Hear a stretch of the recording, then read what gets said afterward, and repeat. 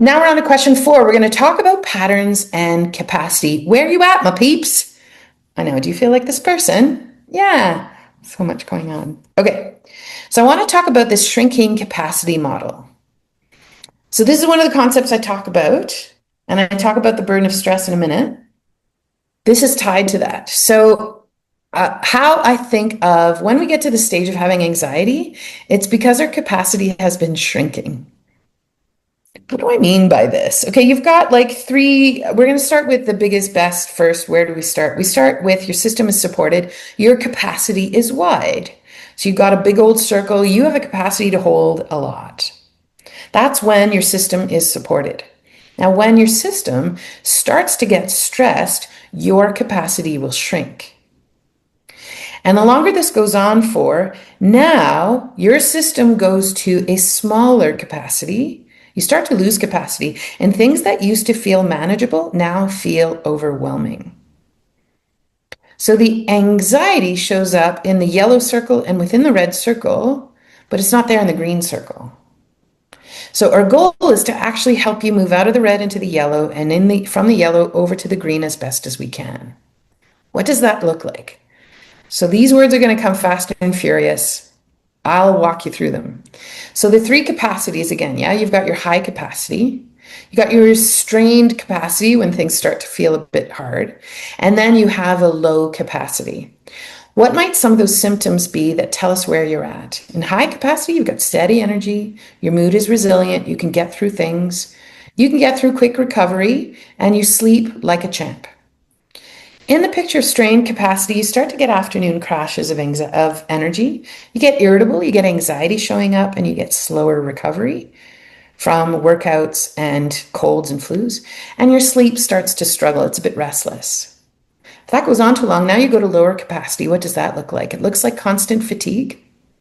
It looks like emotional exhaustion. It looks like you can't recover. You're a person who cannot go for workouts. I am that person. I can do way more than I used to, but my capacity for workouts was nil. It actually made it even worse. And insomnia. So in terms of measuring capacity, I don't know if you see a theme here. We look at energy, mood, if you can tolerate recovery from when something is hard, like a workout, like exercise, like a big task at work, and your sleep. These are what I call your measurables. Where these are at, your energy, your mood, your capacity for stress, getting through stress and turning it off and being able to recover, and your sleep. These are all indicators of where your capacity is at. So look at these, and I want you to take a second on your notes to jot down where you think you are. You may have some of the symptoms in strained, you might have one in high, you might have a few in low capacity. Everybody's going to have a bit of a different picture, but this gives you a sense, another way into understanding how to read the signs it is your body is sending. Okay, so there's this. Now, my question to you, what is your capacity? Do you have a small bag that you can put things in to get through the day? Do you have a medium bag? Do you want to get to a large bag? I have realized being in the Netherlands, I have now moved towards a bigger bag because of our lifestyle there. And now I know I need to put that in place when we come back to Canada this year. That's the piece that's going to help me. Which luggage set are you in? What is your capacity? Can we help you shift there? We'll give you solutions, of course. Yeah. So let's reframe anxiety. When we're talking about this capacity piece and those drivers, specifically the stress response, blood sugars, how adrenals and the nervous system are tied into things, and eventually the mast cells if they need to be. This is actually, what if anxiety is actually an energy resource crisis indicator? Like you don't have enough energy and it's your system in a bit of a crisis, and it's an indicator of this. Yeah. So we're going to talk about kindling versus logs in terms of energy, right? So you need energy to do human things. This relies on your metabolism, if there's glucose readily available, and the energy management systems rely on insulin, the cells and the mitochondria able to function well, take in things and work well. But the burning of the fuel, And the functioning of this energy management systems can work in one of two ways. It can work with kindling in the system, or it can work as if you have logs. What do I mean here? Okay, let's talk about what kindling is. I love me a good analogy. This is not mine. I've heard many people use this analogy, and I think it's brilliant. So kudos to the first person who came up with it. I think it was Ray Peat. Anyway, energy management systems, what does it look like if kindling is your source of fuel? Okay, before we even talk about source of fuel, have you ever built a fire with kindling? What does it do? Well, kindling is tiny little branches. When they catch fire quickly, and there's a big flame, lots of heat, very intense, brilliant, but then it goes out really quick. You have to forever be replenishing that bunch of kindling, correct? So you're exhausted. You're forever providing kindling because you're out. It's tiring. What does it look like in terms of biochemistry? Well, your kindling burns fast, so your energy burns fast. You need constant replenishing of what is on your pile of wood. In your body, this feels like running on quick fuel. This is a person on a roller coaster of blood sugar things. You get frequent blood sugar dips, and that roller coaster gets higher and more extreme the longer you're into this. And what is happening is the body is constantly asking, where is the next source of energy? My brain perceives I do not have enough fuel. I'm going to trigger that stress response. For whatever reason, there could be, you might be eating all the right foods. The energy management system is not working properly. Could be mitochondrial error, could be insulin, it could be the cell wall, it could be glucose, it could be it could be thyroid related. There's so many potential reasons why. But you just are essentially burning quick bursts of energy. What does the body do when you're burning kindling? It now starts to lean on the stress response, because every time you trigger the stress response, you're throwing more kindling on the fire. It is the artificial version of kindling, whereas, right, a chocolate bar is a very clear piece of kindling. It's quick energy, you get it into your system, and then you've run out of fuel really quickly. Stress does the exact same thing. It's a different kind of kindling.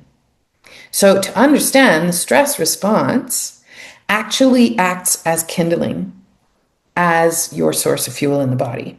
So because when you're using kindling, if you don't have the fuel, your body's going to trigger the stress response in order to pull glucose out of storage and put it into circulation. That's part of what your body's supposed to do. It's a life-preserving mechanism.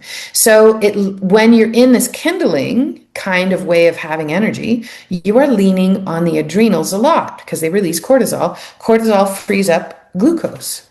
Great short term. However, over time, not so much. Over time, you're constantly managing energy through your adrenals, and now you get locked into stress or addicted to stress, because that's the only way your body can reliably get fuel. It's exhausting, but your stress response is fueling your energy systems. The adrenals get right tuckered out, and when they get tuckered out, now you're going to have to call in the psychoneuroimmunology connection, and you're going to have to call in the mast cells and histamine. Yeah, your body becomes reliant on stress hormones to function, is essentially what's going on here. So this is where anxiety can start to creep in, or has been for a while for many of us, because your body is always in a subtle state of urgency. Okay, well, that's nice. What are logs and how do I get there? Okay, we'll tell you how to get there. They will be unsexy ways in. But logs burn slow and steady. Have you ever done a fire with logs? What do? You put a big old log once the kindling starts it, not lying. But then the log, once you get to the log stage, you can go sit and have a hot cocoa. You can roast marshmallows and tell ghost stories with your family, sitting around the campfire. 45 minutes later, an hour later, you go put another log in. You push things around.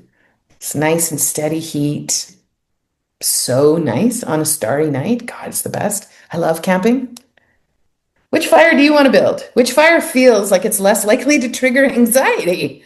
Logs. You need to move to logs, pal.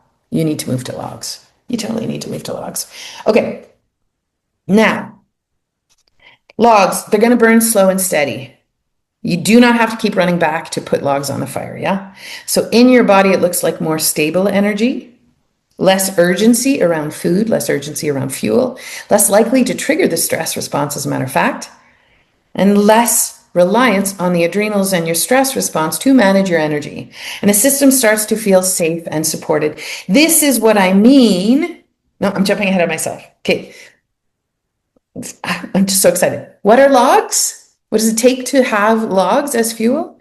Better blood sugar regulation, less reliance on stress hormones, hunger hormones working better, leptin and ghrelin is a piece of the picture. I didn't get into those, but they are an indicator that something is off. The body is not actually asking for more when you're in the log pattern. It actually trusts that there's enough energy.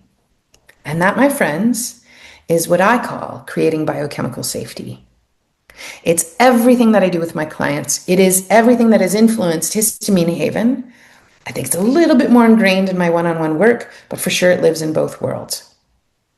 And this is the piece that needs to be addressed when we have anxiety, regardless of whatever input or driver you've got driving your own personal symptoms. If we can create biochemical safety for you, now you're going to start to reduce what's driving anxiety.